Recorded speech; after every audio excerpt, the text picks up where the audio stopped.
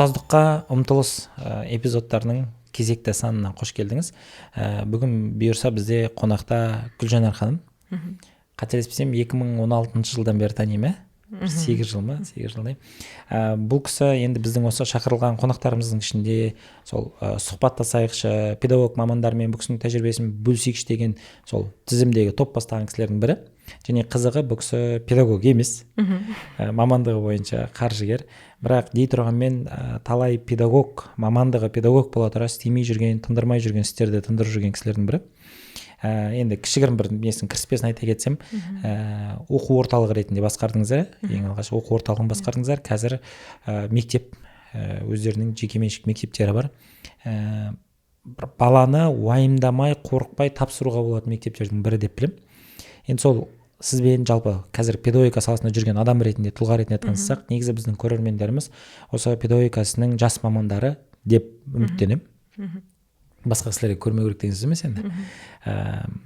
Мақсат шабыттану бірінші кезекте. Өйткені бір оңай іспен айналысып жүрген жоқ.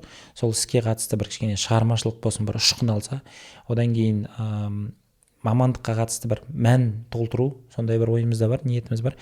Одан кейін кәдімгі қарапайым қолданбалы кеңестер. Енді басқа сізде менің ойымша кеңестер өте көп. Мынадан бастап көрсек, маған ұнайтын сұрақтардың бірі. Өзіңіз оқушы кезіңізде, енді студент кезіңізде қандай ұстаздарға тап болдыңыз, қандай ұстаздарыңыз болды, қандай ұстаздардың себебімен қазір осындай ұстаздықпен айналысып жүрсіз? Енді мектеп кезінде мен математика сабағын өте қатты жақсы көрдім. 96 жылы ауылды жерден, оңтүстік Қазақстаннан мақта теріп жүрген кезімізде жанұямыз Алматыға көшіп келді. Барлығымызды алды да гимназия мектепке беріп тастады. Қай сыныпта сол кезде? 6-шы сыныпта едім. Сөйтіп ол кезде маған ең мықты жолыққан математика ұстазы болды, Ақбөпе апай. Алдың осы күнге дейін аты есімде. Ол кісі мен Сканавидің кітаптарын алып, өзім іздеп жүріп, үйіміздің қасында Фурманова, Гоголя болатын жерде. Кітапхана әлі күнге дейін барып, Сканави бір решебниктарын алып, апайға барып, қосымша апай, тағы да беріңізші тапсырма деп артынан жүретінмін. Ол кісі ешқашан ерінбейтін. Одан кейін Ләззат апайым болды, ағылшын тілінен. Өткен ауылдан келгеннен кейін орыс тілі түгілі ағылшынды да білмейміз, бірақ гимназияда 96 жылы ағылшын тілі болды кәдімгідей. Хедуэй деген сияқты бір әжептәуір кітаптар болды сол кездерде. Сол екі апайым қатты есімде. Одан кейін барып 9-шы. Қазір енді сіздің тұлғалығыңызды маман ретінде білем ғой. Санға деген махаббатыңыз, одан кейін ағылшын. Қазір сізбен араласқан адам бірден осы екі тақырып сіздің тақырыбың екенін біледі. Сол кезіндегі бір мұғалімдер ғой, мұғалімдердің әсері, мұғалімдердің маған әсері, көрсеткен модельдері, одан кейін барып ешқашан жоқ деген жоқ. Үйретуден жалықпаған мұғалімдер болды да, ол баланы таңдаған жоқ. Бала келіп сұраса, оқушы келіп сұраса, менен де басқа да 20-30 оқушы бар ғой сыныпта, барлығына уақыт тауып бізге үйрететін. Маған сондай модель. Деңгей болды ма? Бір база болды ма? Математикадан енді бастауыш сынып бітіріп келдік қой, ол кезде ағылшыннан 0 болдым келген кезде. Орыс тілден бір сөз орысша сөз айта алмайтын. Ауылдан шыққан біз енді оңтүстік Қазақстанда орыс тілі ол трендте емес қой, ол жақта санамайды ғой мысалға. Сондықтан маған сондай жаңа нәрсені үйренуге үнемі талпыныс берген сол мұғалімдер. Жаман мұғалім болды, ұнамаған мұғалім болды деп әлі күнге дейін айта алмаймын. Ол может оқушыға байланысты шығар мүмкін, өзінің талпынысына байланысты. Маған ең жақсы мұғалімдер кездесіп отырды. Гимназияда оқыдым, жай ғана орта мектепте оқыдым. Барлығының әсері күшті болды мұғалімдердің. Жаңағы мұғалімдеріңізден бір андай ерекше естеліктер бар. Қазір есіңізге алған кезде бірден бір түсетін сәттері бар ма екен? Енді олимпиадаға дайындаған кездер болмаса, жеке прям сөйлесіп, тек қана сабақ туралы емес, ол жеке өміріндегі жанұялық, мысалға, мамам папа қалай, үйде не болып жатыр деген сондай бір сұрақтарды, мысалы, өзіне жақын қалды мұғалімдер. Тек қана мынаны жатта, мынаның грамматикасымен қатесіз жазып бер, тапсыр деген ондай бір талаптарды өзім жеке естімедім да, бірақ барлығын жасап жүрдік. Соның арасында да қалай болып жатыр, көңіл күйлерін қалай деген апайларым өте көп болды. Қанша уақыттан кейін қатысыңыз келгеннен кейін олимпиадаға? Олимпиадаға уже 1 жыл өткеннен кейін бастадық уже. Өйткені келе салып 3-ке шықтым. 1-ші тоқсанда, 2-ші тоқсанда 5-ке шықтым. Ағылшыннан да, математикадан да. Және ұстаздар бар мектепте, бірақ анамның рөлі өте мықты болды сол моментте. Өйткені мамам кітапханаларға барып, арнайы өзі ағылшын тілін білмесе де математикада мықты болмаса да барып сондай кітаптар сатып алып келетін 96-97 жылдары. Ол кезде ол кітаптар енді қазір де арзан тұрмайды, бірақ ол кезде мүлдем дефицит заттар. Сол кітаптарды алып келіп менімен бірге оқитын ғой, қасымызда жүретін 5 баласы бар. Арасында барлығымыз оқимыз. Кішкентай 2 сіңілім садикта мысалға да, бірақ анам бізге ол жағынан қатты көмектесті. Өзінің енді әкемде, анамда жоғары оқуды бітірген, мамам медик, мысалға папам 55 жасына дейін оқып келе жатыр, оқып келді, мысалға неше түрлі мамандықты оқып жатыр. Сондағы әлімге дейін айтамын да, мама сіз болмағанда ағылшын тілін білмей кететін едім деймін. Ағылшын тілін сол кезде бастап кітабын қолыма көрсетіп, мына сама учительдер болды ғой, сол кезде көп. Әлімге дейін ана үйдің архивтағы кітаптарын қарасақ, сол кітаптар жатыр. Университет кездегі бар ма ондай екен, оқытушылардан бір іліп алатын мынандай оқытушылар бар еді? Университет кезінде маған есімде қалғаны, бізде Евразийский институт рынка болды. Ол кішігірім ғана институт болды. Мен қаржыгер мамандығын таңдап, сол институтқа грантқа түспегендіктен ақшасы арзандау деп түстім. Бірақ та нархоздың бүкіл мықты мұғалімдері берді бізге, профессорлар берді. Оның жанында тұрған сол институт. Содан кейін маған ұнағаны ол жерде Гүлнара Исмуханова, қателеспесем. Сол кісі Германияда көп жұмыс істеп келген. Бізде институтта өзінің зерттеу орталығы болды. 2002 жылы, мен оқуға түскен жылы. Сол кезде зерттеу орталығының аясында ораторское искусство, одан кейін конфликті шешу, сондай бір сату деген сияқты көп нәрсе, өзінің дебат деген сияқты кружоктары болды да. Мамандықтан тыс, Мамандықтан тыс 2002 жылы зерттеу орталығы, мен ойладым, ол барлық университетте бар шығар деп. Өйткені енді ол жоғары деңгейде көрсетті. Мысалға, соның бүкіл қосымша дағдыларды дамытатын, маған өмірімде керек барлық курстарына барып жүрдім ғой, қосымша. Қымбатта емес, 5000 теңге болды ма, сон 200 теңгеден күнделікті тамаққа береді, сол жинап анаған төлейсің, барасын. Сөйтіп, ол университетте менде Майра Калиоловна деген күшті ағылшын тілін ұстазы болды. Сол кезде ойлаймын да, бірінші курста бізде бизнес-инглиш болатын. Сонда менде болды, егер мен қазірнан оқымасам, бір нәрсені білмей қалсам, мен қандай маман болып шығам. Сөйтіп, Майра Калиоловның үйіне барып, бизнес-инглишті оқиттым ғой, кітапты алып алып, қосымша. Анау Каменкадан Жандосова Аймановаға барып, оқып, аптасына 3-4 рет барып келетін автобуспен. Бұл анау үйренуге деген құштарлық қайдан? Білмеймін енді қайдан екен, бірақ бір нәрсені білмесем, бірақ қатты қызықсам, түбіне дейін жеткізгенді жақсы көремін да. Сіз айтпақшы, бір advanced деген сияқты бір деңгейге жеткізу керек. Дағдын бастағаннан кейін там интермедиатта тоқтап қалсам, болды, тоқтап қаламын да. Содан кейін менде сол бір табиғи болды. Одан кейін барып семинарлардан арқылы мен сол кезде жеттім. Бір дағдын үйренсең, онда тогда интермедиаттан жоғары болу керек деген ой уже қалыптасты да. Қазір бүкіл жобаларында, бүкіл нелерінде айтам.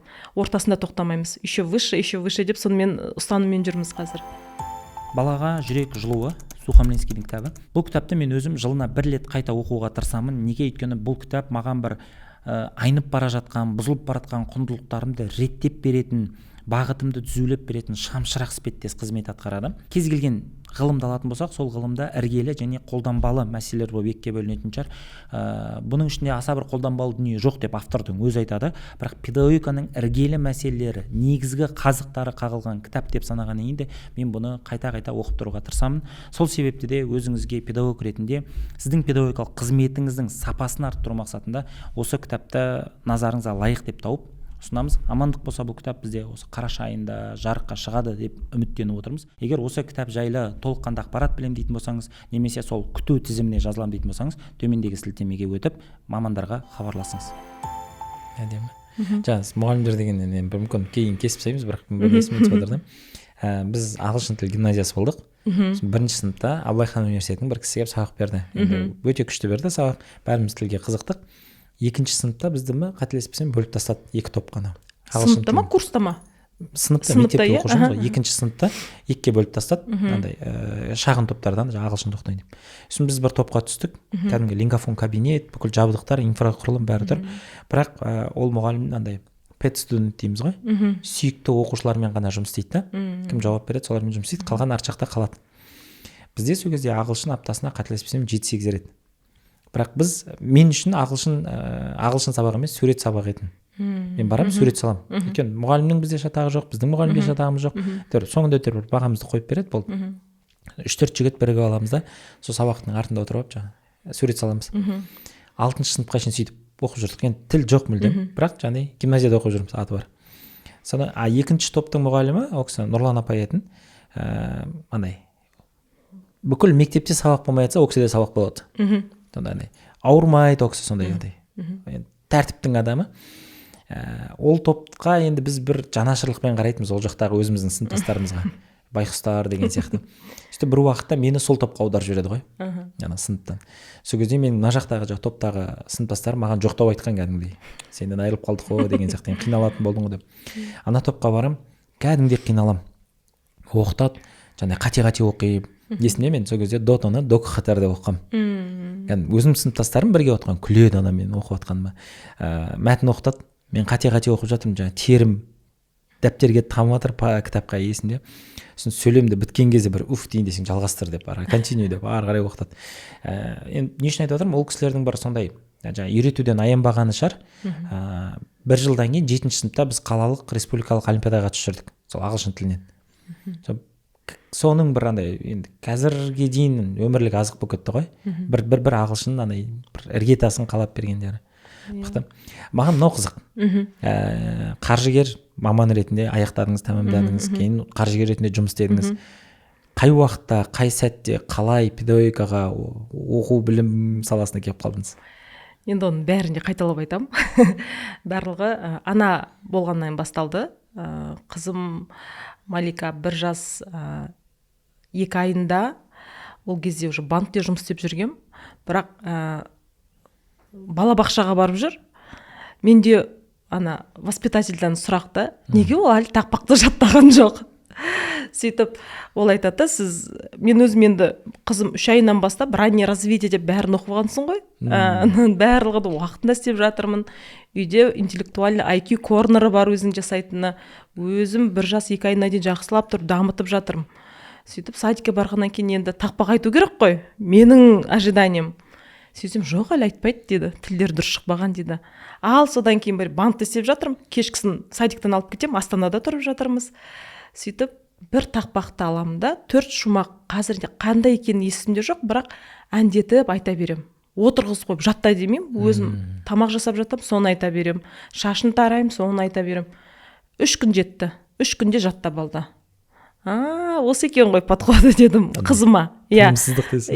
Содан кейін барып неше түрлі ойлар кетті. Өзім дамытқым келеді, өзім қасында болғым келеді, өзіне бір даму стратегиясын жасағым келеді, бағдарламасын құрастыруым керек деген ой уже мазалай бастады. Содан кейін сол сәтте әпкем орталық ашып жатты қалада. Бәрін тастадым да, қызымды алып, соған қарай мини саттың бүкіл несін жасадым, программасын жасадым. Құдайға шүкір, сол ағылшын тілдің білудің арқасында бүкіл зерттеу жұмыстарын қарадым. Қызымды қай жағынан дамытқым келеді, барлығын жазып, 2 жас толмаған қызды таңертең 9-дан 1-ге дейін 4 сағат сабағы бар, дамыту. Оның ішінде пианиносы бар, хореографиясы бар. Одан кейін 3 жастан бастап шахматын қостық. Онда жоба қылып қарадым да, оны мысалға, өйткені менің ойымша барлығын сразу көп уақыт берген жоқпын. Шахматты мысалы мен 5 минуттан бастадым. 5 минут просто тренердің қасында отыру. Пианиноны 5 минут, одан кейін бар 10 минут деп бүкіл репетиторлармен де солай келістім. Көреміз қазір максимально деп. Нәтижеге емес, процеске көңіл бөлдік. Одан кейін барып берген мұғалімдердің барлығы, мысалға Николай Николаевич Перегудов болды шахматтан. Ол кісі әлімге дейін Малика қалай келсін деп шақырып жүреді. Ол базасын алды, 2-ші разрядқа дейін жетті. Сол ойлау қабілеті өзіне қазір жеткілікті болып тұр, мысалға шахматтан. Пианинодан қазір профессиональный бір концертный жерде концертпен шықпайды, бірақ үйде отырып алып өзім мелодияны құрастырады, болмаса ютубтан қарап ойнап отыра береді. Пианиносын алып тастаған жоқпын, мысалы қазір домбырасы бар. Сол сияқты оны қаншалықты ана можно прокачать мозг, прокачать навыки деген сондай тұрды да, мен балада бір өзі бір таза эксперимент ретінде и соған енді мінезі де бар, өзінің бір ойында айтады. Қазір қарасаң бір өзімнен де күшті тұлға ретінде санаймын да қызымды. Өйткені уақытында беріп жүйелі түрде істесең, жүйелі түрде дамытсаң, оны бала нәтижесін көрсетеді екен, одан өзіне жақсы болады да қазір өмірде. Енді бұл жерде көрермендерге мынандай бір science behind дейді ғой, ғылыми негізін беріп кетсек, бұны көбінесе жаңа сол ерте жастағы бала дамуында швед үстелі деп атап жатады ғой. Ата-ана белгілі бір жасқа шейін, шамамен сол 12 жасқа шейін көбінесе бүкіл мүмкіндіктерді ұсыну. Ананы көресің бе, көр, мынаны көресің бе, көр, мынаны көресің бе, көр деп.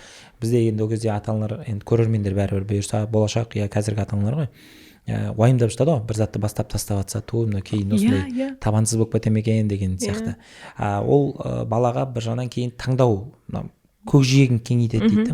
Кейін түрлі салаға түрлі іске икемі болады деген сияқты. Одан кейін мен сіздің бір нелеріңізді көрермендерге түйіндеуге тырысып жатырмын да.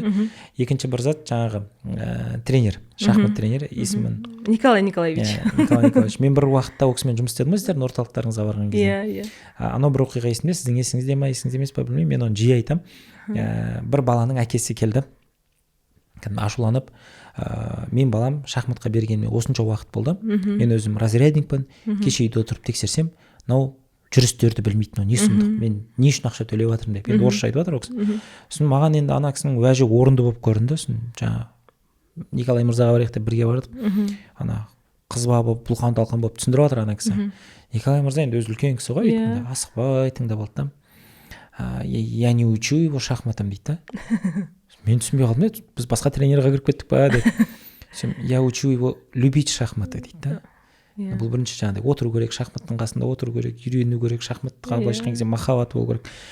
Шахматта сіз сияқты ойнап тастап кетпей, андай бір өмірдің бір элементі болғанын қаласаңыз, оны осылай жаңағы процеспен алып келу керек деген дүниені айтты. Енді бұйырса бізді түрлі пәннің мұғалімдері көріп жатса, бұл жерде мынандай бір педагогикада өте маңызды дилемма бар ғой, пәнді жоғары қоямыз ба, баланы жоғары қоямыз ба. Сол баланы, процесті жоғары қоя алу. Менен Маликаның кішкентай кездерін көрдім ғой. Сіздің оны дайындап жатқаныңызда сол жердегі қандай күймен, андай бір аналық инстинктпен неше түрлі сұрақтарыңызды, маған не ұнайтын? Сіздің құштарлығыңыз, андай аштық деп айтса да болатын шығар, білімге деген аштығыңыз ұнайтын. Сосын екінші бір енді түйін шығар, мен көріп тұрған көрермендерге ағылшын тілінің мүмкіндіктері. Егер мысалы сол сәтте сіз ағылшын білмесеңіз, қарапайым жаңағы балабақшаның бағдарламасын оны іздеп табу, енді қазақ тілінде әзірдің өзінде іздеп табу оңай емес деп ойлаймын. Түрлі методикаларды немесе әдістемелерді. Мына жерде тіл мүмкіндік береді. Яғни мейлі қай пәннің мұғалімі болсаңыз да, тіпті дене шынықтыру, енді оны тіпті деп айтқанда дұрыс емес шығар. Дене шынықтыру мұғалімінің өзі ағылшын білсе, ол мұғалімнің бір бағанағыдай ақпараттық кеңістігінің кеңдігін білдіреді ғой. Екінші бір мүмкіндіктер болатын еді. Орталықта неше жыл жүрдіңіз сіз? Орталықта 2007 жылда жүрдім ғой. 7 жылда жүрдім. Қандай бір не болды, қызық тәжірибелер болды? Қызық тәжірибе орталықта мен істеп жатқан бағдарламаны кітапқа айналдыру. Бір өзінің методичкасын жасау, одан кейін барып. Бұл кімдерге арналған кітап болады? Мамандарға ма, педагогтарға? Жоқ, оқушыларға. Оқушы деген кезде мектеп алды даярлық топтарына.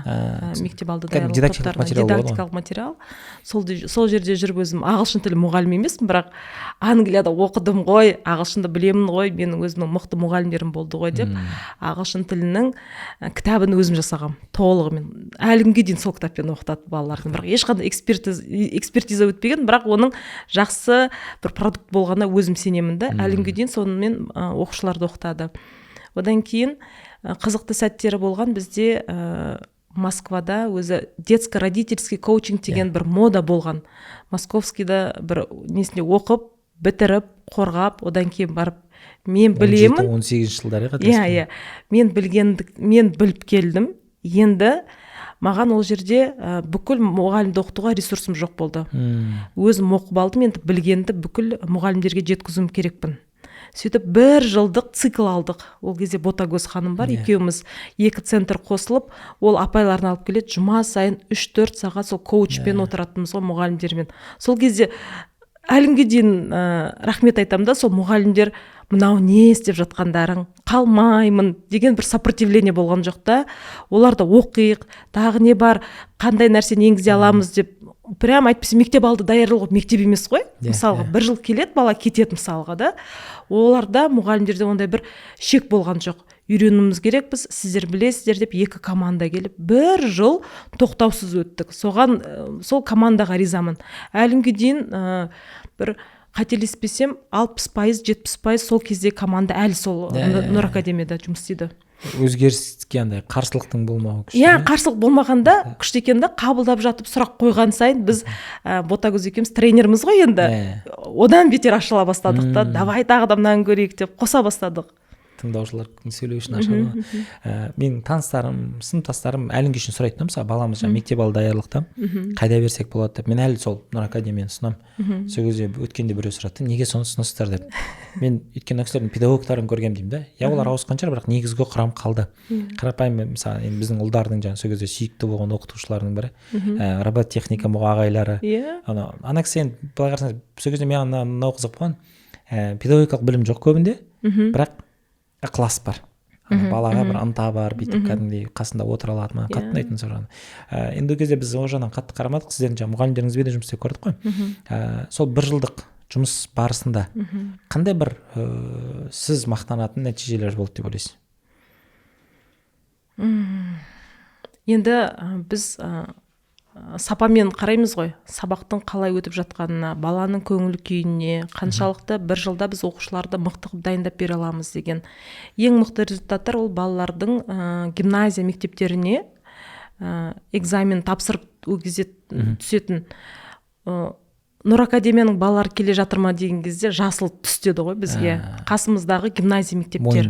Мойындауын есту, ол бізге де мысалға бір керемет сезім сыйлайды. Одан кейін мұғалімдері де өзінің жұмысының 1 жылдық істеген жұмысын, еңбегін өздері бір 11 жыл выпуск жасамайды да, 1 жылдағы еңбегін көру, баланың оқып, даже оқушылар болды, 2-ші сыныпқа түсіп жатқан оқушылар да болды.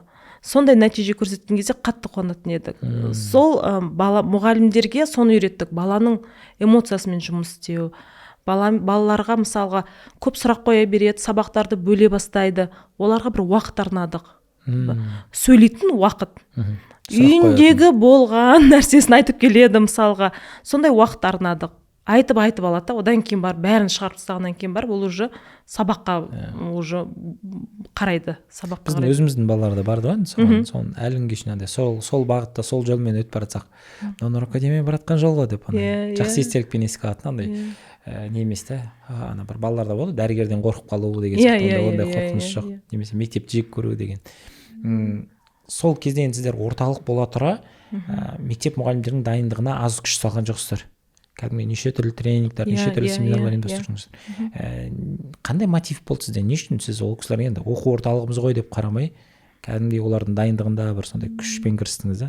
Енді мұғалім дамымаса, мысалға жыл сайын бағдарлама жаңартылмаса, ол бір жерде тұрып қаласың, болмаса сен артқа қарай кетесің да. Мұғалімдер ол ана мысалға. Олар да алған информациясын, алған несін, даже айтады, неге сен соншалықты ақша құясың, неге соншалықты дамытасың мұғалімдер дейді. Олар кетіп қалса дейді. Кетіп қалса дедім, ол басқа балалар дамытады. Осы біліммен барады. Оған мен онда ешқандай қызғанышым жоқ. Мен даже договор доп соглашение никогда не подписываю. Отработка деген ондай жоқ, отработка деген жоқ. Ауызша айту мүмкін, бірақ онда қағаз түрінде еш нәрсе жазылмаған. Қымбат тренингтер мысалы қазір мектепте де жүргізіп жатырмыз, бірақ қазір қолданасың, біздің мектептен басқа жаққа ауысып жатсаң, бәрібір сен өзің өміріңе, өзің ол қоғам ғой, сол қоғамда жүресің, бәрібір бәріне жақсы әсерін тигізу керек. Сондай дамытуды өзім дамығанды жақсы көргендіктен қасындағы адамдардың да тоже жоғары болғанын қалайтын едім. Менен де мықты болса екен деп. Қызғанбаймын дейсіз. Иә. Мына күшті идея сияқты, менен де мықты болса деген. Не, Құралай апайдың сұхбаты есіме түсіп жатыр. Енді оны жаңа айтып отырмыз ғой, ол сонау ақпанда түсірілген сұхбат негізі. Енді шықса да, Құралай апай ана затты айтады ғой, бұзық баланы басқа мектепке жіберу туралы айтқан кезде, бұл жаққа да барып басқа балаларды бүлдіреді. енді менің мектебімнің балалары деп анау менікі деген шекарасы тар емес та. Маған сізде де сол ұнайды, менікі деген шекарасы өзінің орталығымен емес, кең қарай алу үшін. Енді менің ойымша сіздердікі ол шекара елмен де шектелмеген сияқты. Иә. Жалпы бала баса болды. Мені мына сұрақ мазалайды. Сіздің орныңызда болса, өкінішке қарай өте көптеген адам бағана мысалға ағылшын тілінің оқулығын жазбаса еді. Неге? Өйткені қарапайым мынандай педагогтарда, кез келген педагогтар емес, кез келген адамда мен лайықты емеспін деген сондай бір тырнақшаның ішінде сенім бар. Менен де мықтылар бар. Жаңа менен де осыған тұрарлық адамдар бар. Деп өзін сай санамаған енді істемей қояды сол заттардан. Енді сізде педагогикалық білім жоқ. Бар білетіңіз ағылшын. Енді шетелде оқығаныңыз да педагогика емес қой. Бірақ не әсер етті сізге сол қорқынышсыз, күмәнсіз сол затты жазып шығуға? Тиісті білім болмай тұра. Әсер еткені маған менің қалауымша жоғары стандартта беретін кітаптардың болмауы. Өз талғамыңызға сай дүние болмады. Сай дүние жоқ болғандықтан мен қаншама ресурстарды алдым қолыма. Енді неге солардың бәрін қарап, мықты идеяларын алып, структурасын алып, неге өзімнің мектебіме жаңағы либо оқу орталығына жазбасқа деген ой келді да. Сол кезде дұрыс күшті материал дайын таппағандықтан мен мұқтаж болдым соған. Сөйтіп барып жасадым.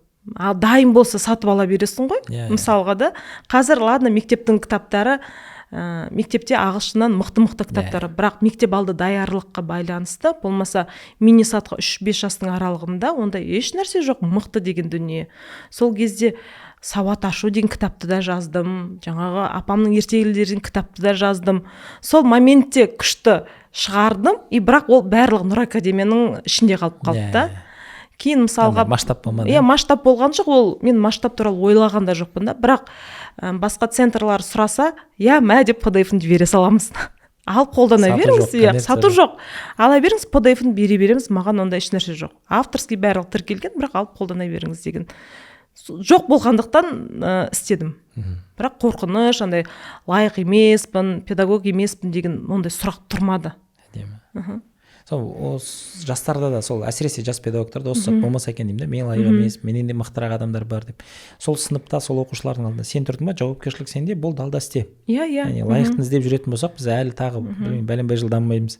Мынандай ой келіп жатыр да сіздің айтқаныңызда, бізде мысалы киімге, мүмкін тағы басқа бір, мүмкін тамаққа бір талғам қалыптасады ғой. Мынаны киемін, мынаны кимеймін, мынаны ішемін, мынаны ішпеймін деген сияқты. Тура сол сияқты бізде ойға деген бір талғамның қалыптасуы, немесе жаңағыдай ақпараттық өнімге деген талғамның қалыптасуы.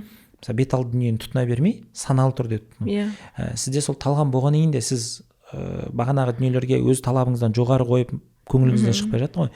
Сізде ол талғам, сондай ақпараттық талғам, сол дүниелерге деген талғам қалай қалыптасты деп ойлайсыз? Көбінесе мен 2006 жылы университетті бітірдім, одан кейін банк саласына жұмысқа шықтым. Осында. Немесе шетелде бітіріп бірінші осы бакалаврды Қазақстанда бітірдім, банкке кірдім. Ол жерде енді халықаралық бөлімге кіргендіктен сразу бүкіл документтің барлығы английский законодательствоны үйренуіміз, жоғарғы стандартты көруіміз, критикалық ойлаудың ең басы деп айтайын, сол жерде басталған шығар менде. Әрбір документті қарау, қаншама $1 миллион контракттар біз арқылы өтіп жатты. Сол кезден басталды, бірақ бір жылдан кейін мен өзім Кимэп-қа MBA-ға түсем дедім. Сөйтіп MBA-ға түсіп, банкке айтамын ғой, мен күшті сотрудникпін, давайте сендер маған ақшамды төлеп беріңдер деп. Ол кезде сразу келісті, төлеп жүрді. Бір жылдан кейін барып, енді мен магистратураға Англияға түсуім керекпін. Ол кезде Англияға, Лондонға бізде всегда жұмыстан жіберіп отыратын, бізде роуд-шоу, инвест-шоу солар болып тұр сол кезде. Сол команданың ішінде 3 адамбыз. Ол жерде ошибка жоқты. Уже сен 3 адам болғандықтан, әр жоғары стандартта көріп, көзім ашылып, бірінші рет самолетқа отырып ана жерде бизнес классқа отырған кезде мен ойлап бүкіл самолет сондай шығар деп. Оны есімде жоқ қой, кішкентай кезімде самолетқа отырғанда бәрі осындай шығар деп. Кейін үшінші поездкада эконом класс берген, ар жағында бар екен ғой деп көрдім. Сонда ақпараттың мысалға талғам прям қарауы шетелге көп шыққан. Одан кейін барып магистратурада сол жақта оқыған, даже бізде корпоративный финансыдан автор беретін кітаптың. Одан кейін Financial Times'тың апта сайын спикерлар келіп тұратын университетке. сондай күшті берді да, одан кейін барып сен ол планканы уже өзің үшін түсіре алмайсың.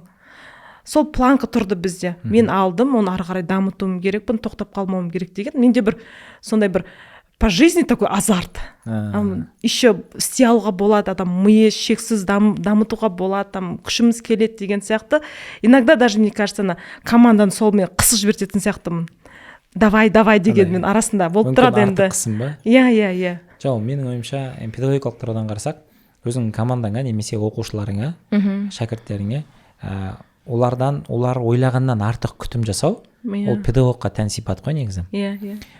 Мен сізден оқиғаңызды естіп жатқанда неше түрлі сұрақтар туындайды, маған бөлу қиын да, қайсысын бірінші қояйын деп. Мынандай бір сұрақ қойып көрейінші. Қазір өте көптеген кісі, мысалы педагогикалық мамандығы бола тұра, мүмкін бір икемі, ықыласы бола тұра, сананы тұрмыс билейді дейміз ғой.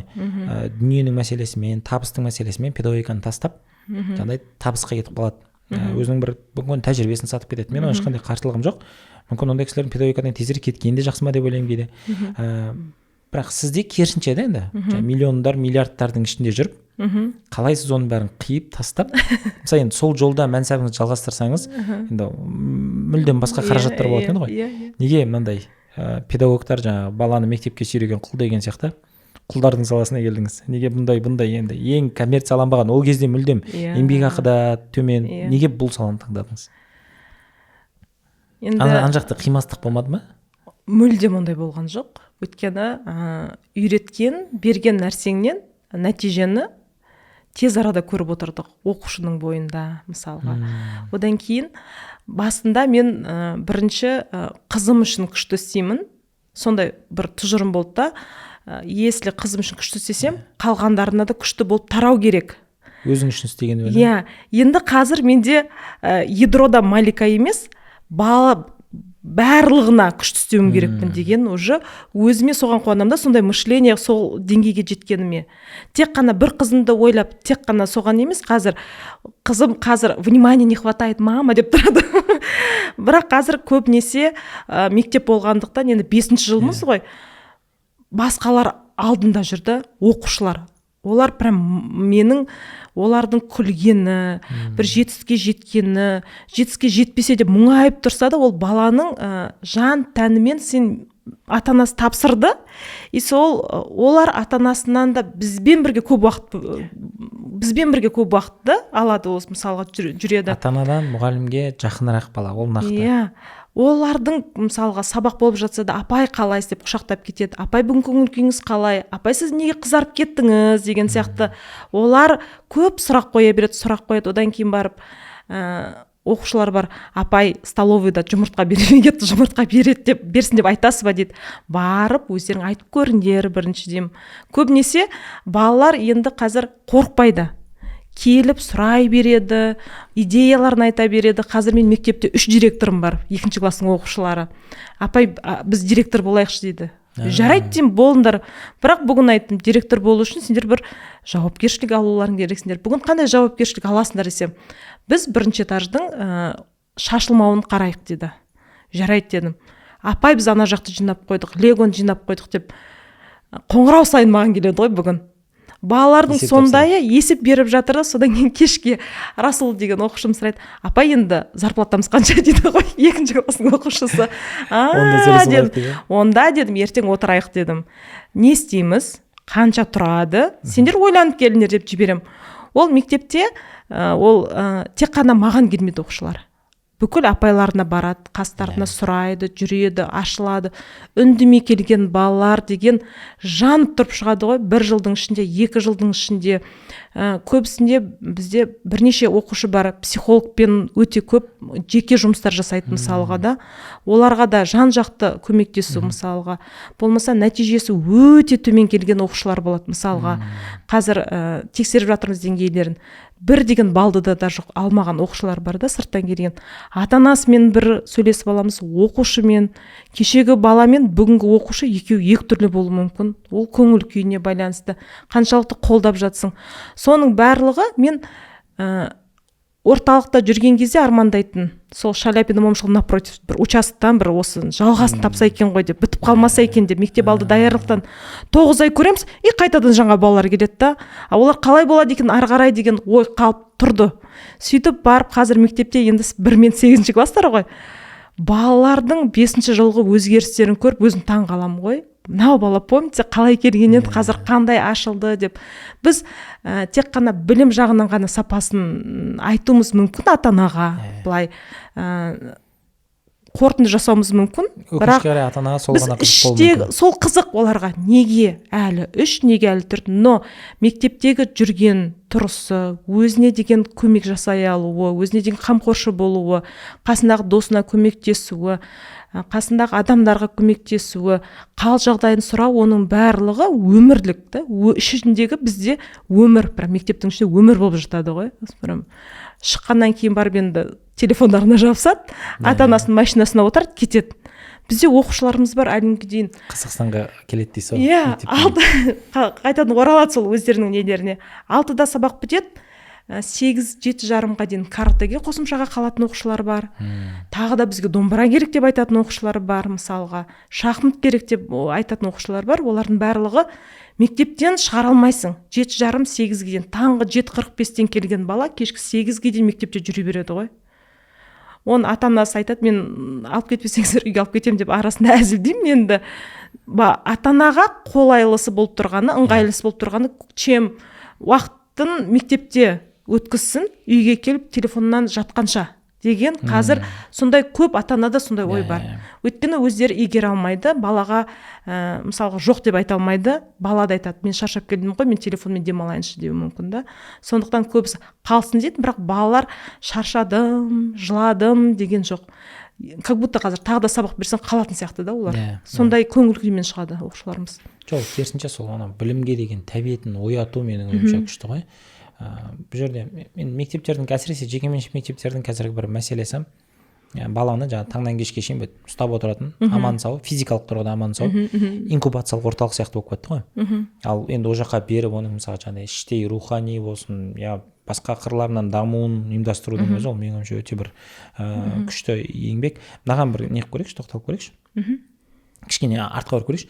Қай уақытта орталықта мектепке ашу, енді бағана қанағатсыздық, одан ары бір көру, сол мектеп ашудағы қандай бір сезімдер болды, қандай мүмкін бір қорқыныштарыңыз болды, қандай қиындықтар болды, сол жағы тура ашылу сәтіндегі осыдан 5 жыл бұрынғы кезең. Негізі ол біздің енді жанұялық жобамыз болғаннан кейін, кәсіп болғандықтан, папам пенсияға шығатын болды. Сөйтіп пенсияға шыққаннан кейін бір нәрсемен айналысуым керекпін. Бүкіл, наверное, көбінесе қазақ жанұяларында сондай бар шығар, енді сондай бір культурный код деді ғой өздерінікі. Бір нәрсемен айналысуым керекпін, өйткені өмір бақи мемлекеттік жұмыспен айналысқан адамға бір сәтте жұмыстан шығып кетіп үйде отыру қиын сияқты да.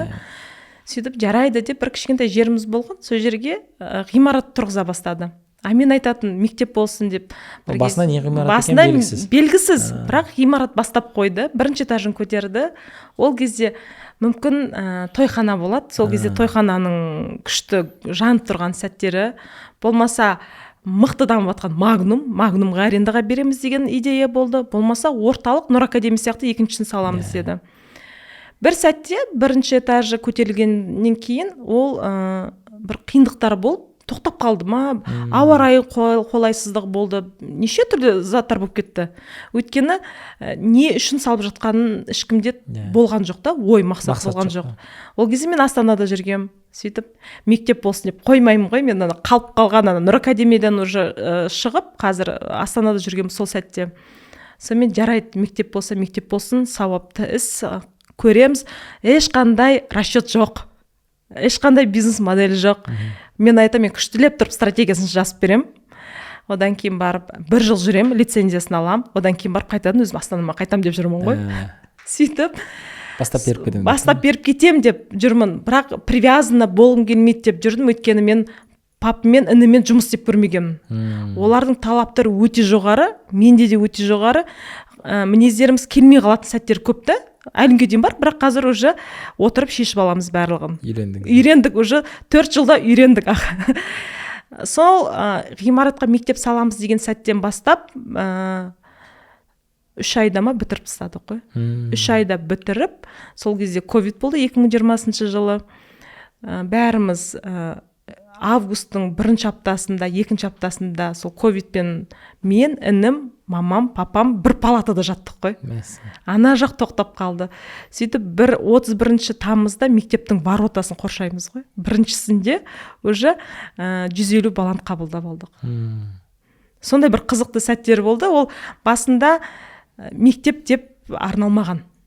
Сөйтіп соған қарай. Бұл қырларын біліп, мен шет жағасын білетім, сіз салып өткен кезде, бірақ ана мақсаттың айқындығы бір жолды қысқартатыны. Иә.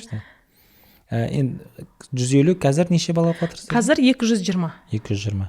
Енді ол андай бізде кейде статистикада санға андай бір аз сияқты қылып азайтып жібереміз ғой, бірақ 220 болсын, 100 болсын, әрқайсысы бір тұлға ғой, әрқайсысы бір тағдыр. Бұл жақтағы енді орталықпен салыстырған кезінде қандай бір ерекшеліктер, мүмкін сізді күтпеген бір жаңалықтар болды? Ерекшелігі енді мемлекеттік стандарт толығымен. Өйткені қаншалықты қосымша мысалға дағдын дамытам деп қойсам да, ол күнделік бойынша, мемлекеттік стандарт бойынша өтетін сағат, ол сағатмен өту керек. Міндеттелінген, я. Оны сен азайта алмайсың, көбейтсең, кружок ретінде көбейту мүмкінсің, бірақ ол балаға нагрузканы санауы мүмкін да. Сол мемлекеттік стандарттың, менің ойымша біздегі мемлекеттік стандарт басында толық зерттемей жүрген кезде мен сінбейтін. Ой, біз мемлекеттік стандартта түк жоқ, там кітаптарын қарап ашып жауып, ал егер шынымен де жеке-жеке талдайтын болсақ, мемлекеттік стандартта бүкіл халықаралық стандарттардың барлығы ескерілген. Өйткені ол жерде мен математикадан өзіміз қосымша материалдарды дайындадық. Одан кейін зерттеу жұмыстарына арналған материалдарымыз бар. Сол кезде зерттеп отырсақ, curriculum өте күшті жазылған. Бірақ оның орындалуында бізде содан орындалуын дұрыс істемей жатқан екенбіз. Содан кейін барып күшті жазылған болды. Енді біз орындалуына жұмыс істейміз деп, бүкіл кәсіби дамуды біз соған қарай бұрмаладық. Өйткені біреулерді айтып естіп жүре беретінбіз. Онша емес, там дұрыс емес деп. Өзің ішке кірсең көреді екенсің бүкіл нәрсені. Есіме түсіп жатыр да, біз енді сол министрліктің басы қасында жүрген кезде жобаларға қатыстым. Неше түрлі білім беру саласында реформаларды көрдік қой. Сол кезде құжаттарды оқисың, таң қаласың, тамаша ғой, не деген. Мынау баланың, оқушының мүддесі үшін жазылған, шынымен ертең білімді көркейтетін құжат. Мүмкіндіктің бәрін беріп тұр, жағдайдың бәрін беріп тұр. Содан кейін барасыз, сол реализация дейміз ғой, жүзеге асуын көрген кезде жағаңды ұстайсың, мынау басқа зат еді ғой, неге былай болып кетті деп. Ағылшындарда бар ғой, execution gap дейді ғой. Ниетте, жоспарда басқа еді, жүзеге мүлдем басқасы кетті. Енді осы жерде өте күшті затты көтердіңіз да, сол жүзеге жазылған заттың өзінің жүзеге аспай жатқандығы кәсіби біліксіздік, педагогтардың біліксіздігі. Біз білім беру жүйесін өзгерткіміз келеді, ол сол мұғалімнің сабағының сапасını өзгермесе, ол білім жүйесі өзгермейді. Осы жерде күшті алып келдіңіз, бір ең негізгі бір моменттері шығар, сөлі шығар осы сұхбаттың. Сіз өз педагогтарыңыздың кәсіби біліктілігін қалай дамытып жатсыз, не істеп жатсыз? Біздің көрермендерге қандай бір мүмкін маңызды кеңестер, қолданбалы кеңестер бере аласыз? Енді мектепті басқару бір ерекше екен. Бірінші жылы өзім қиындықтар туындағанда Арсен Байтуков мырза бар. Ол кісімен мен енді көп адамдармен Фейсбукпен, Инстаграммен танысып аламын да, кейін қастарында жүріп, жұмыстарымен, жобаларымен танысып, одан кейін мектепке шақыратын жақсы әдетім бар. Сол кісіге қиын болған кезде бірінші жылы наурызда хабарласып, 2021 жыл наурызда менің менторым болыңыз дедім. Бір жыл мектептің басқаруына көмектесіңіз, мені осы өзіңіздің мектебіңізден шығарыңыз дедім. Ол кісіге ұшып бардым. Ол кейін Арсен ағай мектепке келіп, бүкіл международный стандартты білетін, айтып, осылай істеңіз деп маған бүкіл курс директорын өткізді ғой, отырғызып алып, мынау бар, мынау жоқ. Сөйтіп мектепті талдадық, бүкіл свод анализін жасадық. Бірінші жылы аудит жасадық, толығымен аудит жасадық. Содан кейін үйреткені айтты да, біздің ол кісі ништа жұмыс істеген, бізде арнайы уақыт болады деді кәсіби дамуға.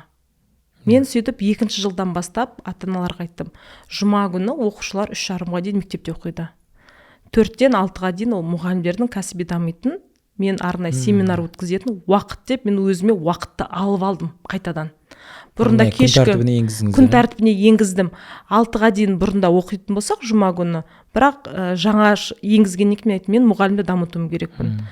Егер бірінші жылы суббота күндері мұғалімдер жарты 1-2 сағатқа шығып, сол кезде тренинг өткізетін болатынбыз. Бірақ екінші жылы мұғалімдер айтты, бізде енді Талғарда ғой, жер үйде тұратындар бар, ата-енесімен тұратындар бар, үй шаруашылығы бар деген. Біз қиналып кеттік деді. Жарайды, шықпаймыз, онда біз қалай 5 күнге қалай сыйдыртамыз деп сөйтіп сондай бір шешім келді. Жұма күні 4-тен 6-ға дейін біз сондай кәсіби дамуды қоямыз деп. Кәсіби дамуға қойған кезде біз әртүрлі тақырыптарды алған жоқпыз. Біздің мектептің мақсатына байланысты классрум менеджменттен бастадық. Содан бастадық. Мықты курсын, сингапурский курсын бүкіл мұғалімдерге өтіп алды. Жақында ғана, Жоқ, ол екіншісі, оға дейінгі біріншісін өттік. Содан кейін барып, жаңағы тренермен сөйлеспеймін ба кешке. Лиля, қалай мен енді 9 айда мына өткен 50 инструментті бердіңіз, 50 инструменттің қалай мен қадағалаймын? Маған нәтиже керек. Ол кісі айтты, әр айға 3 инструменттен, 2-3 инструменттен қойып қойыңыз да, бүкіл поурочный планға соны енгізіңіз. Соған қадағалап отырасыз, сабаққа кірген кезде, анализ жасаған кезде деді. Сөйтіп командамен отырып бөлдік. Қыркүйекте мынау 2-3-ін, одан кейін қазанда осы деп бөлдік та, завуч методисттер кірген кезде соның дұрыс таза орындалуын талап етіп отырдық. Бірақ оны таза дұрыс орындалу қайдан басталады?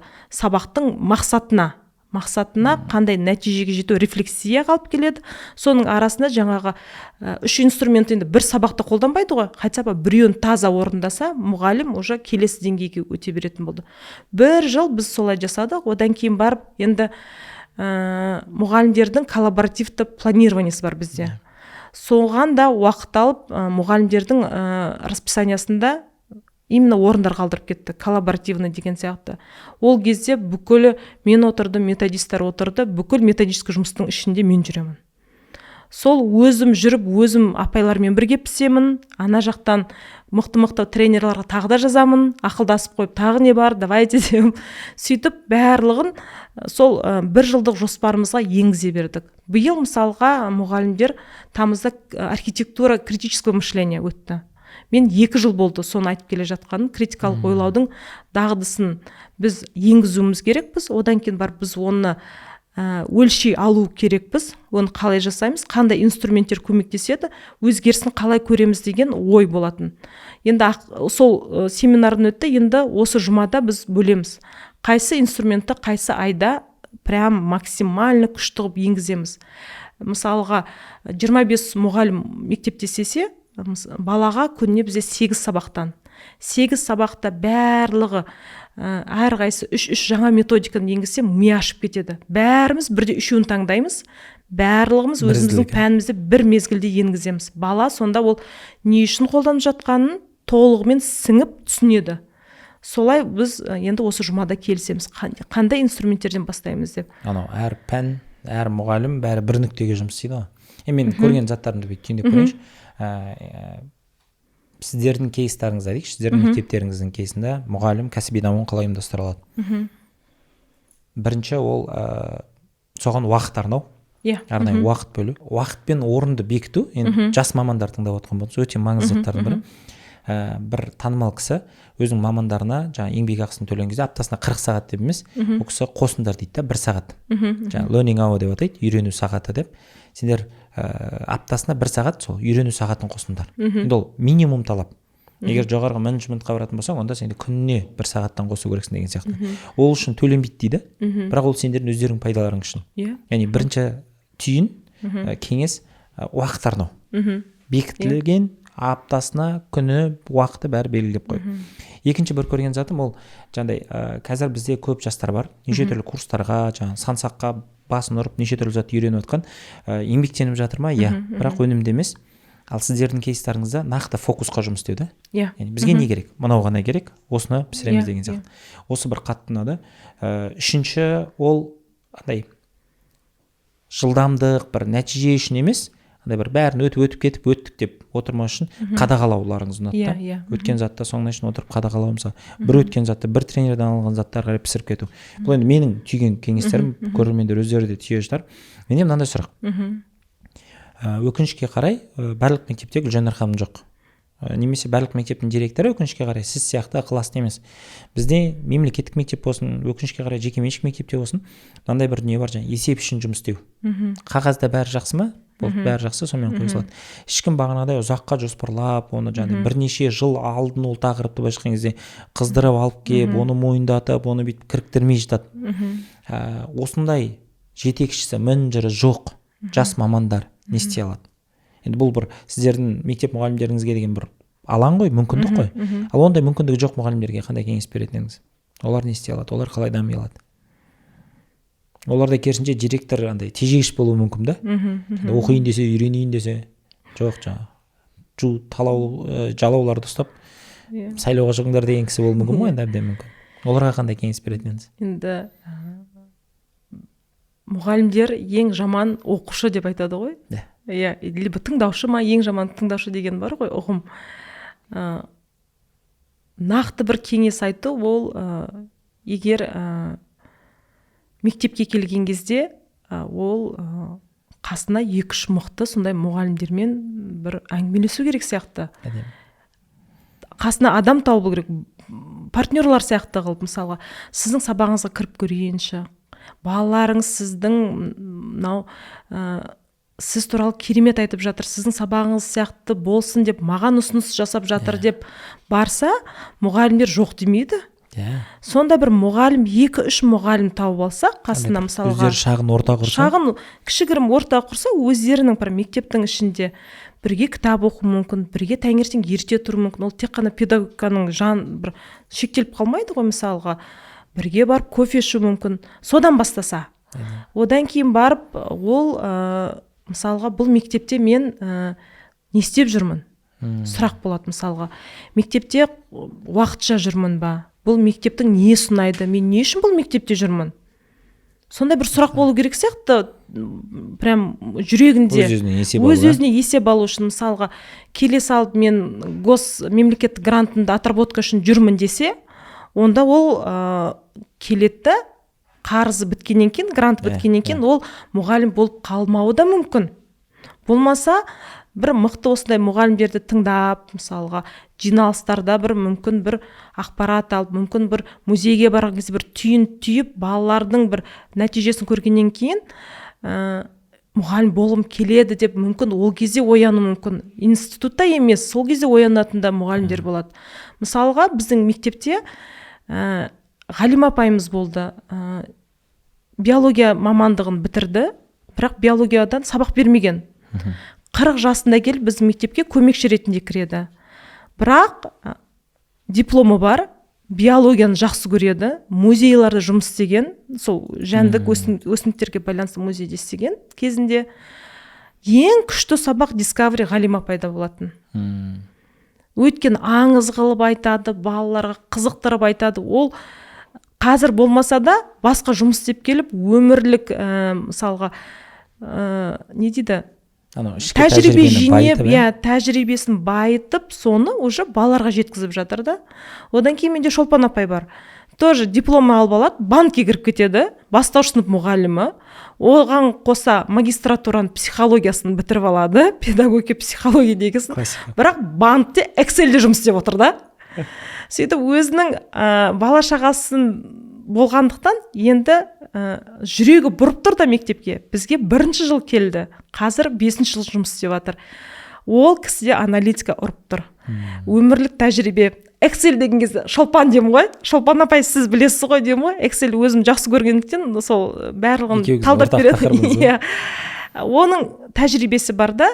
Сондай мамандар көбірек береді оқушыларға. Сондай мамандардың қасында жүру керек. Ол не үшін, мысалға, Эльдана мұғалім деп алайық, мысалға, ол не үшін 6-та сабақ бітеді, одан кейін барып, мысалға, биге барады. не үшін домбыра сабақ болып жатқан кезде сол сыныппен барып домбыра тартып үйренеді деп, қасындағы адамдар не үшін оны істеп жатыр деп сұрай бастаса, мүмкін қызығушылығы ашылады, мүмкін өзара оқып жатқан кітаптарын талдайды, көріп жатқан дорамаларын талдайтын шығар. Сондай бір өзіне бір дамуына көмектесетін адамдарға тек қана алу емес, бірге дамысақ деген алмасуымыз, мысалға win-win сияқты бір подход болса, онда мектепте онда көп мұғалімдер сондайларға жақын болу керек. Ең бір мықты кеңесім болатын шығар мен бүкіл нелерге, мұғалімдерге. Өте орынды кеңес. Енді бір ортаның ықпалы ғой. Егер орта біздің бір құндылықтарымызды, әлем картинамызға ықпал ететін бір үлкен күш қой негізі. Өте күшті кеңес айттыңыз, менің ойымша бір қолданбалы кеңес. Мейлі мен қай жерде жүрсем де, мейлі қандай мектепте сабақ беріп жатсам да, мейлі жаңа директор мен сипаттағандай болса да, ортаны құрып алу. Ол мүмкін ол орта сол мектепте болмауы мүмкін. Онлайн бар. Онлайн ортаны құрып алыңыз. Маған ұнады осы кеңесіңіз. 2-3 адам болсын, мүдделес адамдармен бас біріктіру және міндетті түрде ол жерде отырып бір педагогиканы талқылау, Каменскийді, Песталоцциді айту шарт емес, бейресми формат, кофе болсын, басқа болсын, жаңағы сериалынан бастап басталса, ең басты олар осы жалғыз емес екендігіне бір бірге алса, күшті өте күшті кеңес. Соң мына бір зат ұнады кеңесіңізден. Так, ұмытып қалдым ойымда. Бөлісу тұрғысынан анау кеңесіңіз ұнатты. Сабақтарға кіру. Сабақтарға кіру деген кеңесіңіз. Мен ең алғаш мектепте сабақ берген кезде есімде. Мен мынандай сұрақ қойдым да, кафедра меңгерушісі болады ол кезде бізде. Кімнің сабағына кірсем болады? Өзімше жаңа амбициясы ұрып тұрған жас максималист мамамын. Мен сұраймын, кімнің сабағына кірейін, мен кімнен үйренейін деген өзімше жаңа фильтр қойып тұрмын сүзгі ретінде. Сосын ол кісі айтады да, сен ондай сүзгі қойма дейді. Сен барлық сабаққа кір дейді да. Сосын кейбір кісілерге сен кіресінде, ол кісілерге қарап қызығасың, осылай сабақ беруге болады екен ғой деп олардан үйренесің. Кейбір кісілерге кіресінде, былай сабақ бермеу керек екен ғой деп түсінесің дейді да. Яғни сен ол жағынан сыныпқа кірмей тұрып шешім қабылдама деді ғой маған. Содан кейін мен анандай қызық болды. Барлық сабақтарға кіріп көру. Кім қалай сабақ береді, кім қалай не істейді. Осы жерде ана бір затты күшті айттыңыз. Негізі біз бағанағыдай дамушы дейікші, дамушы педагогтар бірін күтіп жүр ғой. Кім деп қашан сұрайды екен деп. Ешкім кет демейді. Керісінше сол жерде мысалға ана мұғалімдер бірін сабағына кірсем, өзара талапшылдық дамиды ғой. Бірін-біріне қарай бастайды, бірін-біріне деген сұранысы, бірін-бірінен жаңағыдай бір күштеуі, ішкі бір талғамдарының қалыптасуы қандай күшті кеңесті. Онлайн болсын, 100-100 болсын, күшті формат, күшті кеңес деп ойлаймын. Рахмет. Педагогтармен жұмыс істеген кездеріңізде мына затты ұнады, осы затты айтқым келейінші. Ішкі тәжірибесінің бай болуы. Рита Пирсон деген енді осы ардагер педагогтардың бірі бар, ақш-тың. Сол кісі мына бір не айтады, бала жақсы көрмеген адамнан үйренбейді. Ол кісінің бір әріптесі айтады, маған бұларды жақсы көру үшін ақша төлемейді ғой, маған сабақ беру үшін төлейді деп айтады да. Сол кезде ол кісінің жауабы ғой, бала сіз жақсы көрмесе сізден үйренбейді дейді да. Жаңағыдай мүмкін қазір педагогикаға жол түспей жатқан шығар, бірақ бағанағы ішкі тәжірибе балаға сізді қызықты етеді ғой, керісінше. Оны педагогикаға келіп салса, біз бұрын есіңізде ме, мына бір жобалар бар еді, педагог емес кісілер мектепте келіп сабақ берсе. Өйткені ол кісілер кейде басқа қырынан ашылады. Және мына бір зат осы жерден сұрақты шығарып алып болатын шығар. Біздің жұмыспен қанағаттануымыз әртүрлі нәтижелерді бір жемісін көрген кезде қанағаттанып жатамыз ғой. Бірақ педагогикада анау көзінде білуге деген ұшқынның оты пайда болған баланы көру, енді оны көрген педагог оны ештеңеге алмастырмайды деп ойлаймын. Енді сіз сондай бір бақыт бұйырған адамдардың бірі шығарсыз. Сіздің қасыңыздағы әріптестеріңіз, сол сіздер енді педагогтар дамып жатсыздар, осы бір баланың көзіндегі ұшқынды көру үшін қандай бір амалдар жасалады, немесе керісінше бір фейлдар дейміз ғой, сәтсіз болған кейстер, онда бір бөліссеңіз. Қандай бір енді бүйтіп айтуға келмейтін шығар, бір әттеген-ай деген сияқты. Осы бір баламен мүмкін жұмыс істей алмай қалдық, мүмкін былай істеу керек пе деген сияқты оқушыларыңыздың кейстері болса. Қазір енді мені память қатты на момент включается, отключается дегендер болады ғой. Сіз қазір өзіңіз сабақ бересіз бе? Өзім сабақ беремін, Осы мені қызықтырады да. Директор, біраз педагог мүмкін осы лауазымға ұмтылып жүр, сағынып жүр. Сіз не сабақ беріп жүрсіз? директор бола тұра неғып башқан кезде енді елдің түсінігінде төмен түсіп жатсыз. Төмен түсу емес, ол менің ойымша ол үлкен бақыт, мұғалім болу. Мен директорлық, егер мықты директор болып жатса, мен директорды беріп тастап тек қана сабақ беруші едім. Әлімге дейін айтам, өзім аптасына 12, иногда 15 сағаттай болып кетеді. Былтыр өте көп болды. Өзім сабағым, мысалға, мен биыл СДУ-ды математика мұғалімі ретінде бітірдім. Сингапурлық математиканы ағылшын тілінде беріп жүрмін балаларға. Ол жерде маған ұнайтыны балаларға провокация арқылы ойын ояту. Провокация арқылы қиындықтар, сынақтар беріп. Неше түрлі сұрақтар қойып, болмаса неше түрлі перспективадан қарауға, болмаса өмірде қалай қолдануға болады, ойланып көрші деп қызықтырып, сондай бір сұрақтар, болмаса сұрақ қойған кезде ол сұрақтың жауабын айтпай, ойланып көрші, қалай байланыстыратын едім деп концептуалды подходты мен өзім жақсы көргендіктен сабағыма да и мұғалімдерден де талап ететін сол бізде мектепте концептуалды түсінік қалыптасу керек балаларда деп. Оның енді IB форматы болғандықтан біз қандай байланыс бар, қандай өзгеріске алып келеді, қандай мысалға нәтиже көрсетуге болады, бүкілін қандай оның формасы бар, оның функциясы қандай деп балаларға сұрақ қойып, оның жауабы неше түрлі таң қалдырады мұғалімді. Таң қалған сайын сен мысалға сен сабағыңды как попало өткізбейсің, келесі сабақ одан да күшті дайындалып келесің. Одан кейін барып әрқайсының қызықтырған сұрақтарын алып, олардың айтқан информациясын өздеріне қайтадан бересің мысалға. Соңында жоба болып кетеді әйтеуір біздің сабақтар. Маған сол ұнайды мысалға педагог ретінде. Бірақ фейл, әттеген-ай деген кездерге мен жеткізбеуге тырысамын. Ата-анаға уақытында хабарлау. Ата-анамен жұмыс істеу. Мысалы, бүгін таңертең болды, ата-аналарымызды шақырттық. Егер сіз ақша төлеп отырсыз, егер біз 2 айда нәтиже көрсетпесек, онда біз баланың алдында барлығымыз кінәліміз. 2 ай уақытын біз жоғалттық ана баланың деп тұрып ата-аналармен сөйлестім. Өйткені 4 жыл бойы басқа мектепке барған, 4-ші сыныпта, бірақ 2-ші сыныптың деңгейінің мен келіп тұр оқушы. Оны кінәлайтын бірнеше факторлар бар, бірақ кінәлап отырмаймын. Ата-анаға айттым, егер сіз репетитор жалдасаңыз, мен баланың бірнеше сабағына қосымша мұғалімді тауып отырғызамын, дайындатқызамын.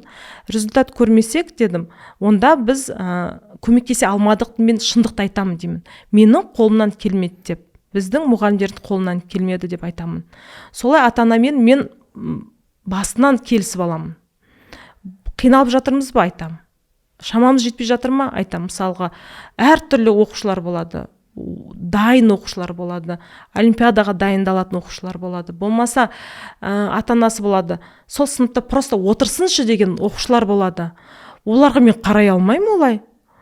Мен кеше 2 оқушыға, мысалға 6 оқушыны ағылшыннан бөліп алып, 4-ші сыныптыкін, мысалға, CAP, SAP, MAP деп әйтеуір Reading the Real CVC-ларды бастадым. Кеше екеуі отырған, қиналып, прям жылауға дайын, неғып қинап отырғызып қойды мынау директор деген сияқты. Бүгін уже 2-ші сабақта мен уже басқаша подход. 50 минут 3 оқушы ауыздар жабылмады ғой. Жазып, оқып, кешегі мен шамам жетпеген оқушылар, дәл сол 3 келді бүгін қайтадан. 6 еді, бүгін мен 3-ін мен көрейінші бірінші дедім. Қайтадан өз-өзіме шанс бердім да, мен ана балаларға көрсетуім керекпін дедім. Өйткені біреуінің мысалға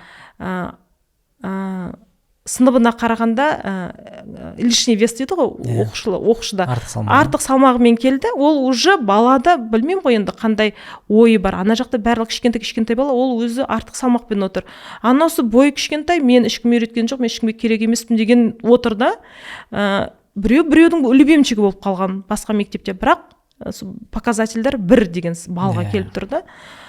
Сондағысы ата-ананы шақырып, ана балаға біз кінәлі боламыз барлығымыз.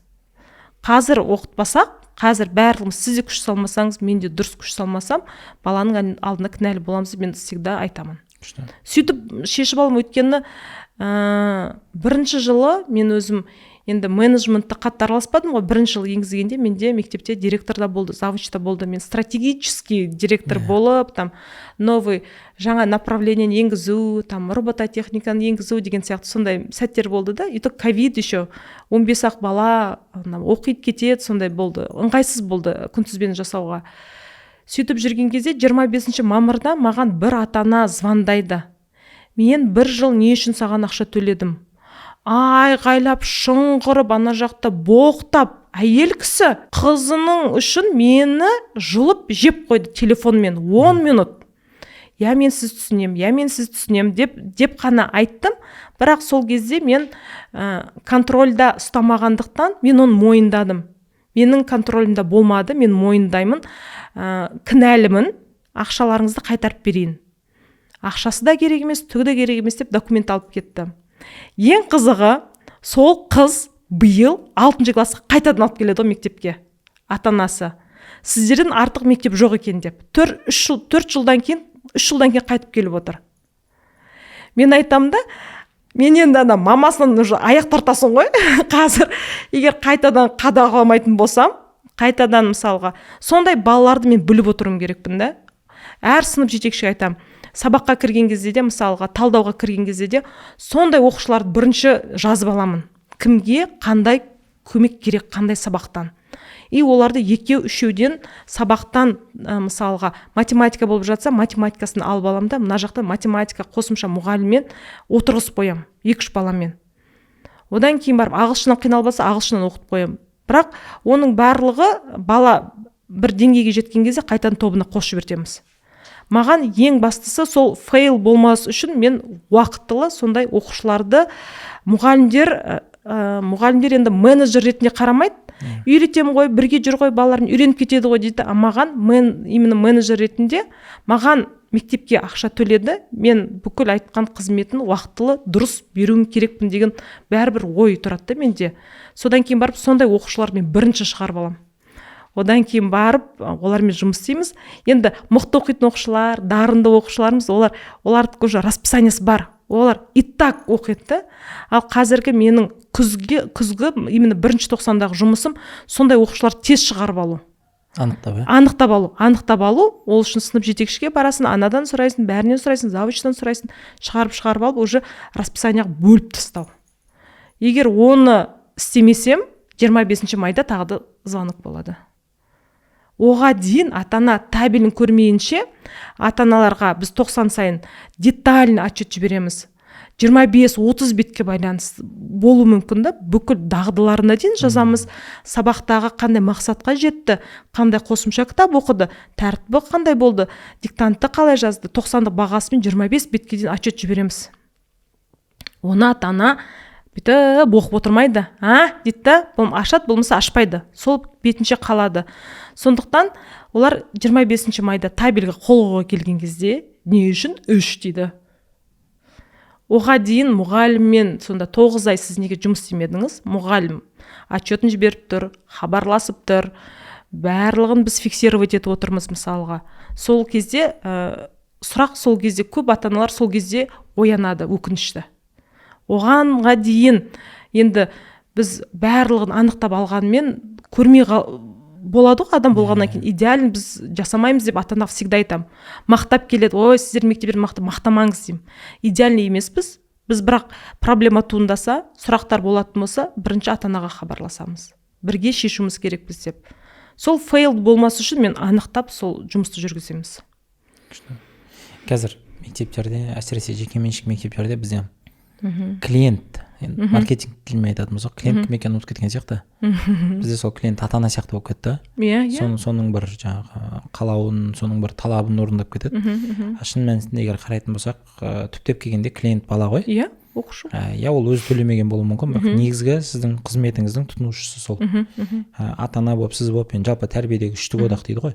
Сол бәріміз сол жаққа соған қызмет етіп жатырмыз да. Анықтап жатсыздар, енді менеджменттік тұрғыдан басқа жағынан дұрыс қой. Мынандай бір неге тоқталсақ, кішкене мүмкін тереңдеп көрсек, педагог бізде енді әсіресе ауыл аймақтарда ең бір тұрақты мамандықтардың бірі. Өйткені жаңағы тұрақты айлығы бар, жалақысы бар, кімде ақша бар, педагогта бар, мұғалімде бар деген сияқты. Бірақ сол педагогтардың көбін көрдік, жұмыс істеу барысында, тренинг барысында мәнсаптық өсуді ойлайды. Енді ол да мүмкін қалыпты шығар, жаңағыдай оқу ісі меңгерушісі, директор деген сияқты, мүмкін ары қарай әкім. Бірақ менеджменттің өзінің тілімен айтқан кезде мынандай ұғым бар да, ең мықты менеджер кім деп Питер Друкерден сұраған кезде, менеджер болғысы келмейтін адам дейді. Маған ұнайтын авторлардың бірі, мықты педагог деп санайтын кісілердің бірі, Сухомлинский. Сол кісі жаңағы мектептің директоры болады. Сол кезде айтады, қатты қызғанышпен қарайтын дейді мектеп мұғалімдеріне. Олар оқушылармен жаңағы сыныпқа кетіп, немесе сыныптан тыс сондай бір шараларына баратқанда, шіркін-ай, мен де осынша сағат жаңағы оқушылардың жанында, олардың сондай бір терең әлемін қасында болсам ғой деп, мәнсапқа емес, керісінше. Түбі сол директорлықтан бас тартып қайтадан оқытуға, сабаққа келеді. Мен сіз сияқты кісілерді көрген кезде соған таңғаламын да, өйтпін. Талай адам мүмкін аңсап жүрген жаңағы кресло дейміз ғой. Мәнсапты қоя тұрып, егер оны алатын адам болса мыңдар деп өзіңіз педагогикаға кіріп кеткіңіз келетін. Енді педагогикада сіз енді мысалы өзіңіз қаншама жаңағы сағат сабақ беремін деп отырсыз ғой. Осы бір зат мысалы білмеймін, андай мәнсаптан да жоғары қою, осы балалармен жұмыс істеу, ол не береді сізге? Енді ана жерде ол түсінікті лауазым бар, ол жерде билік бар. Мына жерде ондай ештеңе жоқ қой. Ол не береді сізге? Маған баланың ішкі өмірін ашылғанын көру, болмаса соны тауып алу қызық, маған өзіме өте қызық дүние сияқты. Өйткені оның шексіз ішкі жан дүниесін сен уже жақсы жағын әсер ете алатыныңа көзің жетеді. Мысалға, маған сол жақ қатты ұнайды. Балалармен қоңырау кезінде ойнап та кетеміз. Одан кейін мен директор сияқты деп жеке кабинетте бірінші жыл ғана отырған шығармын. Одан кейін қазір бізде учительская, бәріміз бірге отырамыз. Бәрімізде бірдей стол, бірдей орындық болды. Сырттан келсе кім директор екен белгісіз. Директор екен, мысалға, жаңадан келген ата-аналар мені линейкада көрген кезде, осы ба директор дейді. Оған дейін мен директор екенін білмейді. Мен қасынан сәлеметсіз бе деп өтіп кетемін. Администраторлар қабылдайды ғой көбінесе. Осы ма директор деп. Одан кейін барып, кім директор дейді. Мен директордан гөрі ол сөзді өзім мүлдем жақсы көрмеймін. Бірақ кішкентай кезінде директор болсам, банктың директоры болсам, андай бір министр болсам деген болған. Бірақ білім саласына келгенде ондай ешқандай карьера, прям рост, ондай ешқандай мен мотивировать етпейді. Ең мотивация беретін маған оқушының жан дүниесін түсініп, соған сен сай болып бір сұрақтар қойып, болмаса апай Батыр деген оқушы келіп тұр, FIFA деген доба кеп беріңізші маған дейді ғой. 2020 деген жазылып тұрсын ба, 2020 либо 2022 деп жазылып тұрсын дейді. Ондай болмаса, хотя бы FIFA деп жазылып тұрсыншы дейді. Сол балалардың бір желаниесын орындаған бір өзім сондай бір волшебник сияқты сезінемін да. Қолымнан келеді ғой, істеуге болады ғой, қиын емес қой ол. Оған мыңдаған ақша керек емес. Уақыт, баламен сөйлесу, тыңдау, мысалға, оған сұрақ қою, онымен бірге қуану. Көбімізде бар зат. Ол бар зат, оны сатып алудың қажеті жоқ, оған ақша төлеудің қажеті жоқ. Соны прям базовый нәрсесін берсең, бала келесі сабақта жаңағы пәнде күшті отыру мүмкін. Ана апайдан мынандай кітап көрдім деп, оған еще направление беріп жібересің, олар жұмса жібересің мысалға да. Ол қызығып бала жүре береді мектептің ішінде. Маған сол прям айтып отырмын, бірақ өзіме энергия прям тасып бара жатады да, сондай да. Даже мұғалімдер былтыр үлгермей бара жатса да, маған енді бір жиналыстарда, болмаса бір ата-аналар гүл беріп жібертеді бір мейрамдарға. Мен ол гүлді үйге алып бармаппын. Аламын да бірінші класстарға айтам, давайте лепестоктарын алып санаймыз. Бірінші класстарда отырам. Жобаға жібересіз. Санаймыз. Одан кейін барып, енді су алайық вазаға, суға салайық ана бүкіл нелерді деп. Одан кейін барып күніге келем, не өзгерді, не байқадыңдар? Су өзгеріп жатыр дейді, бір кезде иісі сасып жатыр дейді балаларға. Сондайларды ұнайды да маған, бір нәрсені қойып, бала сол бір циклды көрсе. Одан кейін өзгерісті көрсе, одан кейін барып оның өзінің сол жердегі рөлі қандай екенін көрсе, мен содан өзім рахаттанамын. Ол шаршамайтын жұмыс. Оған бір көмірді салып алып шығару емес, ол баланы жан тәнімен сөйлесу болды. Ең бастысы, шынымен де баланың мектепке қуанышпен баруы ол үлкен жетістік қой. Өзіңіз жақсы білесіз, жаңағы Триумф, Рон Кларк кісінің мектебі, сол туралы кинода сол кезде оқушылардан сұрайды ғой, бұрын ертең мектеп деп жаңағы көңілім түсетін, қазір ертең мектеп деп қуанатын болдым дейді. Сол бала сөйтіп қуану үшін мектепке сондай қалауымен бару үшін қаншама кісілер тер төгіп жатыр. Сол бір бұл жобаны ұйымдастырудағы мақсат сол. Сондай кейстарды бөлісу. Маған ұнайтын автордың Сухомлинскийдің мынандай бір несі бар ғой. Бала көзінде құлшыныспен мектептің табалдырығын аттайды, көзінде оты болады, бірақ кейде апта, кейде ай өткеннен кейін сол құлшыныстан ештеңе қалмайды деп. Ал ол өшкен құлшынысты қайта қалпына келтіру өте қиын. Сондай бір, білмеймін, ауыр болса да сондай бір игі іспен айналысып жүргендеріңізге ризамыз енді. Бұйырса соны баянды болсын, берекелі болсын. Маған сіздің кейсіңіз, енді сізді шақыруда көрермендерге бір жеткізгіміз келген негізгі ойдың бірі, жаңағыдай педагогика ауыр іс, игі іс деп айтып қой. Сондай бола тұра, педагог болмаса да оны жүзеге асыруға болады. Маған сіздік сияқты бір ықылас па, энтузиазм ба, сол болса жеткілікті деген бір ойды жеткізгіміз келді. Мынандай бір қолқа сізге тапсырма дейміз. Жас педагогтар тыңдауға лайық уақытын, энергиясын жұмсауға тұрарлық қандай эксперттерді білесіз? Кімді осы жерде осы бір жауапкершілікті микрофонды кімге тапсырар едіңіз? Осы бір кісілерді тыңдап көрсеңіздер, осы бір мамандарды да тыңдауға лайық десеңіз, өйткені бізден гөрі сіз оларға жақынырақсыз. Кімдерді ұсынатын едіңіз? Енді кейін біз қазір осыны кесіп алып жібереміз. Мен көбінесе мектептермен, мектеп директорларымен жақсы араласамын. Қазір маған өзінің істеп жатқан жұмысымен, кәсіби дамуымен сырттай таныс Астанадағы Ниш физматтың директоры Әсел Бейсембинова, наверное, қателеспесем фамилиясын, алдында сол кісінің сторисін көріп қалдым, қоңырау керек деді. Мен уже ол теманы білемін да, бір бала қоңырау алып шықпау керек деймін да, алса барлық балаға берейік. Мен бөліп жарып, біздің даже мектепте индивидуальный номер жоқ қой, жеке номер шығармаймын. Шығамыз, бәріміз шығамыз, топпен шығамыз деген ұстаным бар да, жеке номер болсаң, как будто ол баланы ата-аналар кейін сұрай бастайды. Арасына ақша беріп кету мүмкін. Қоңырауды сол соқсыншы деп. Биылғы келген ата-аналар сондай болды. Қоңырауды кім ұстайды деді. Бізде барлығы ұстайды деймін. Біз барлығын алып қоямыз, екі адамнан ортаға бірге ұстайды, бірге алып шығады. Сол сияқты Әсел апай сторизына өте көп қоңырау керек деді. Достар кімде бар, бөлісе аласыздар ма деді. Мен ертең жаздым. Апай, мен ертең барахолкке бара жатырмын. Нешеу керек? 70 деді. Өмірде көрмегенсіз, танымайсыз. Сырттай танимыз, сырттай жазып тұрамыз, номерімізге бір-біріміз кітаптар жіберіп тұрамыз, бірақ жеке отырып былай отырмағанбыз. Бірақ өзім бағана онлайн ортаның бір онлайн орта, онлайн орта, сөйтіп барып түнде канцелярский товар сататын ағайға жазамын ғой, қоңырау бар ма деймін ғой, кішкентай бар, үлкен бар, қандай керек деп сөйтіп жүріп, ертеңінде барып қоңырауды алып, Астанаға ұшып кететін сестренкам семьясымен келген, оған коробкаға салып алып кет дедім ғой, о жақтағы оқушыларға. Зато мен білемін да, ана жақта ата-ана да мәз, оқушы да мәз, директор өзінің жұмысын көріп тұрады, жеке шыққан жоқ. Бәр бала соған лайық.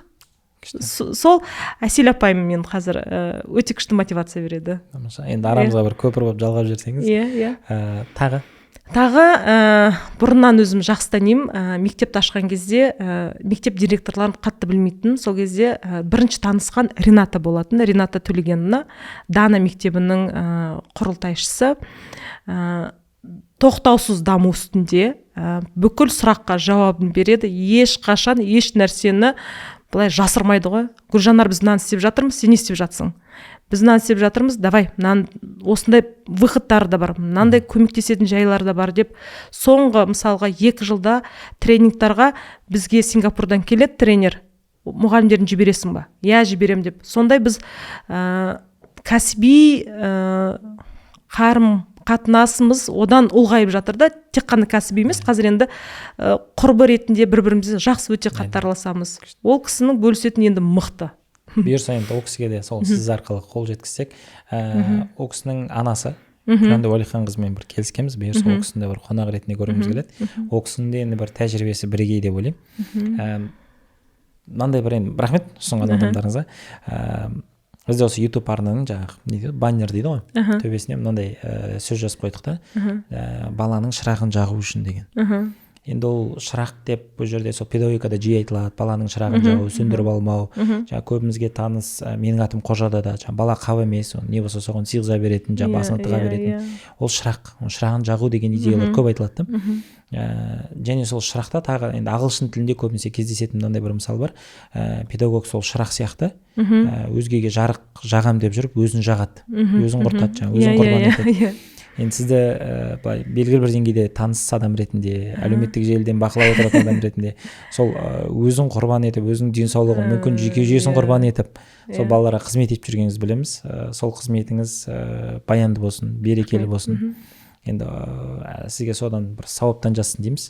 Уақыт бөліп осындай кешкі уақытта, таңертең жұмысыңызға қарамастан бізге келіп өзіңіздің тәжірибеңізбен бөлісіп кеттіңіз. Мың алғыс. Рахмет. Жоқ, шынымен рахмет. Мен жеке әсерлендім, мен бұйырса көрермендер де әсерленеді деп ойлаймын. Мен өзім алдында сіз жазған кезде ана 1000 желание деген блокнот бастағанмын ғой биыл. Сөйтіп сол жерде подкастқа түсу, сол жерде түскен кезде мысалы жүргізуші мені аша алса, мен өзімді білгенімді шығара алсам жақсы болар дедім да. Просто жаттанды текст емес, мысалға адамның мысалға қазір келгенде мен миым дамып отыр да, мен үсті-үстіне ой келіп өзім сырттан наблюдатель сияқты бүкіл функциялар қосып аласың ғой. Мысалға сұрақ қойған сай мен ол да бар екен ғой деп өз-өзіңе деген өз-өзімен енді өзіңе деген шүкіршілік осы жерде. Мысалға сондай бір сезімде отырмын да, қазір қолымнан келген екен, келеді екен, ары қарай осыны талмай, ары қарай жалғастыру деп сөйтіп күшті энергия алдым мысалға. Керісінше сол сенімділік еселене берсе, бізде сол сенімділік болмаса сыныпқа да кіріп керек емес қой негізі. Тамаша. Енді бұйырса қаншама адамға бұл жұқса, жақсы мағынасында, соңын олар өздерінің оқушыларына қызмет етсе, сізге де сол себепші болғаныңыз үшін тиісті бір ақысы бар деп ойлаймын. Рахмет сізге. Рахмет үлкен.